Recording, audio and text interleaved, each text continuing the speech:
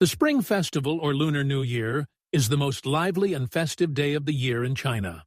Every spring festival, families visit each other, set off firecrackers, put up couplets, give out red envelopes, and hang red lanterns everywhere.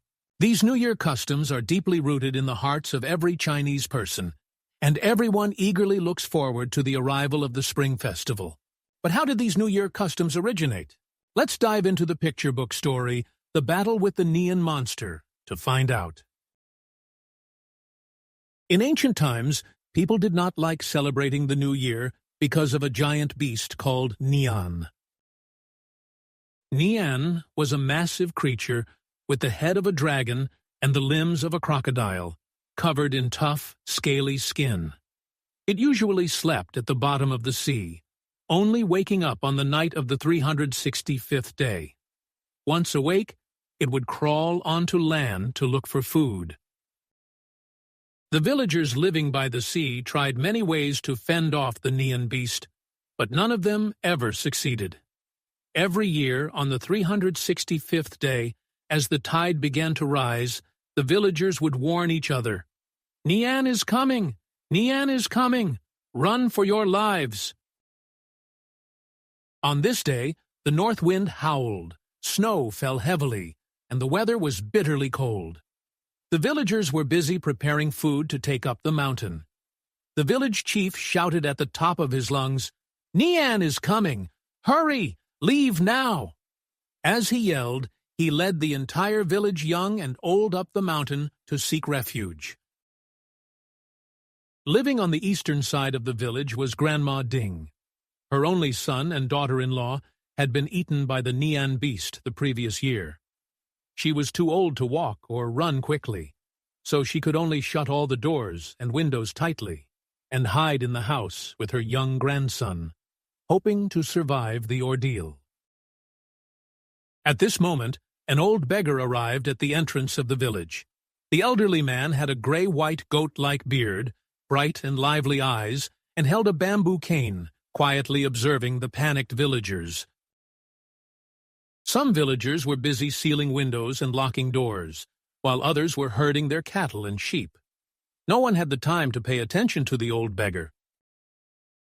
As the villagers gradually disappeared one by one, the old man was left with nothing to eat. Disappointed, he sighed deeply. Just as the old man was about to leave, he was spotted by Grandma Ding's grandson, who called out to him, "Grandpa, we still have some leftover dumplings from yesterday. Would you like some?" Hearing this, the old man hobbled into Grandma Ding's house. He accepted the dumplings and began eating them heartily. After finishing, he patted his stomach and asked, "How strange! Why are all the villagers rushing up the mountain in such a panic?"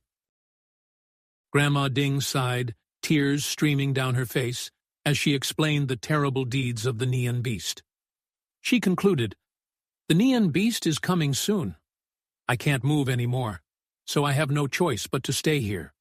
Once you've eaten, hurry and leave.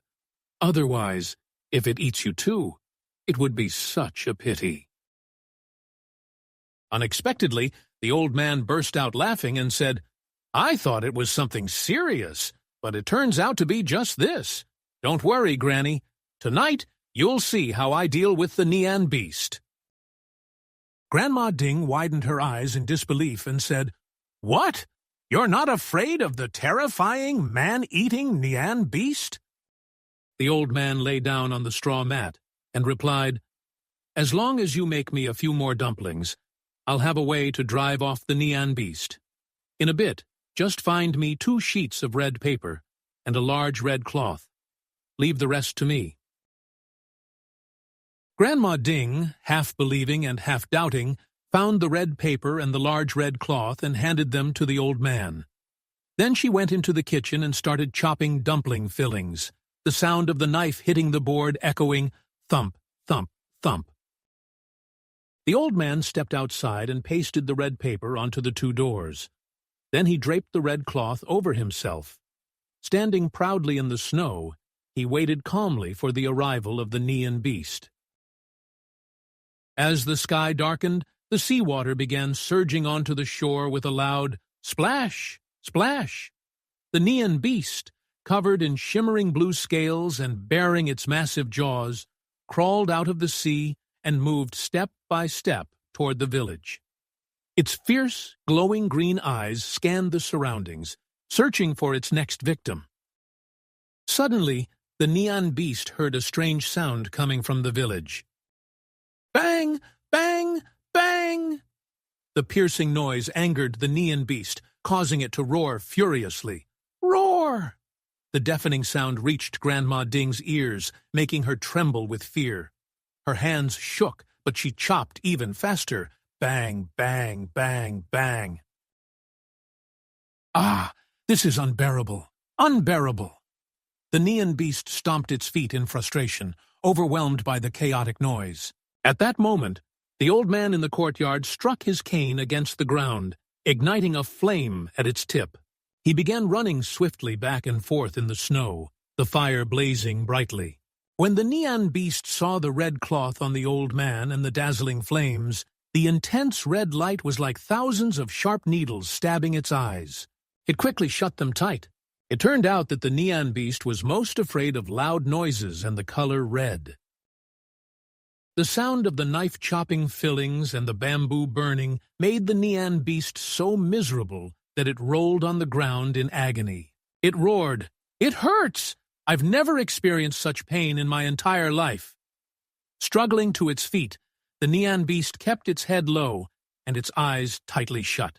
Without looking back, it turned and fled back to the sea, retreating to the deepest, darkest place it could find. At this moment, the old man laughed and said, "Ha! Granny, didn't I chase away the Nian Beast?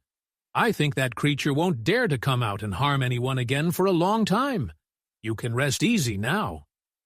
After saying this, he suddenly soared into the sky. It turned out the old man was no ordinary person, but a kind-hearted deity. The next day, when the villagers returned to the village and found Grandma Ding and her grandson safe and sound, they were astonished. Grandma Ding recounted everything that had happened the previous night in great detail. The villagers were overjoyed and said, "This is wonderful. From now on the day the Nian Beast wakes up, all we need to do is chop dumpling fillings, wear red clothes, put up red paper, and burn bamboo. We won't have to fear the Nian Beast eating people anymore." To celebrate the safety of the entire village, the villagers dressed in new clothes and hats, visiting relatives and friends to congratulate and greet each other. The method for driving away the Nian Beast quickly spread to neighboring villages. From then on, every New Year's Eve, families would paste red couplets on their doors, light candles, and set off firecrackers. Early the next morning, when people went outside and met others, they would greet each other with congratulations to celebrate having safely made it through another year.